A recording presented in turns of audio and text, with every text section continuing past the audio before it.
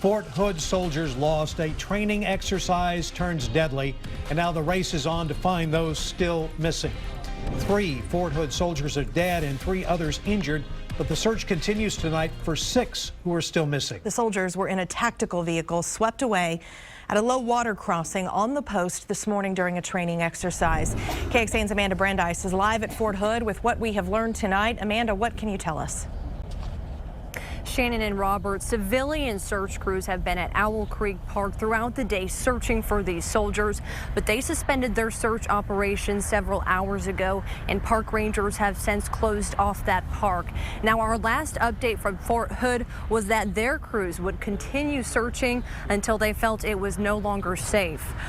Right now, Fort Hood is providing few details on what led up to the accident, but we are learning the soldiers were doing some sort of training in a heavily wooded and rugged terrain. 12 soldiers were on the vehicle at the time of the accident. The 3 soldiers who lost their lives were recovered from the water downstream from the vehicle. Another 3 soldiers were rescued from the water and were told they're in stable condition, and 6 soldiers remain missing.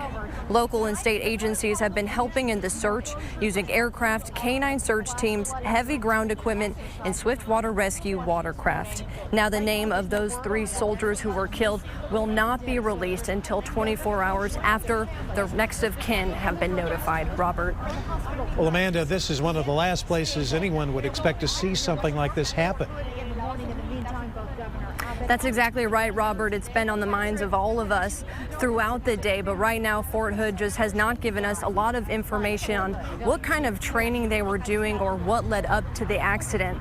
But a Fort Hood spokesman tells NBC News that they train in all sorts of weather, and today, unfortunately, something went terribly wrong. Reporting live from Fort Hood, Amanda Brandeis, KXAN News. All right, Amanda, thank you very much. I want to give you a better idea about what this whole area looks like.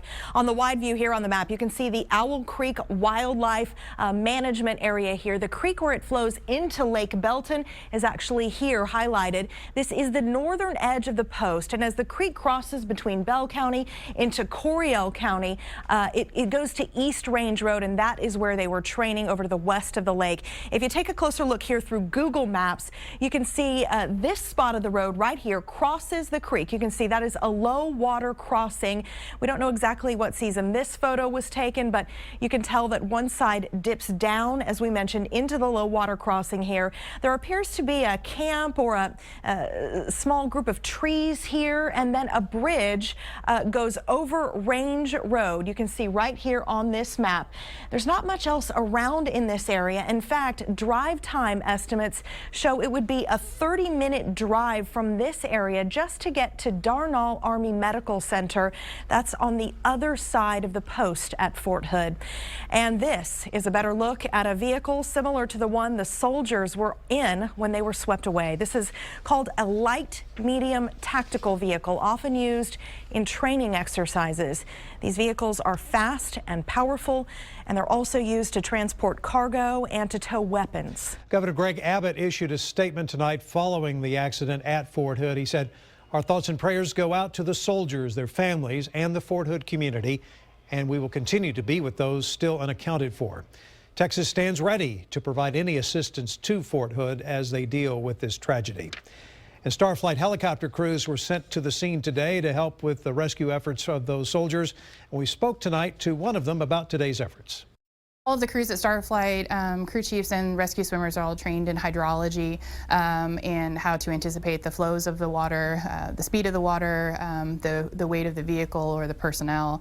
Additionally, looking for things like strainers and potential areas within the tree line where people may get caught up. And so the search in those locations are the primary search areas. The hope is always to bring everyone home. To be able to assist and recover victims before it's too late. Unfortunately, that isn't always the case. Starflight also wants to remind everybody, it may seem like a cliche at this point, but turn around, don't drown is a real message. When you go into high water, first responders put themselves at risk to save you.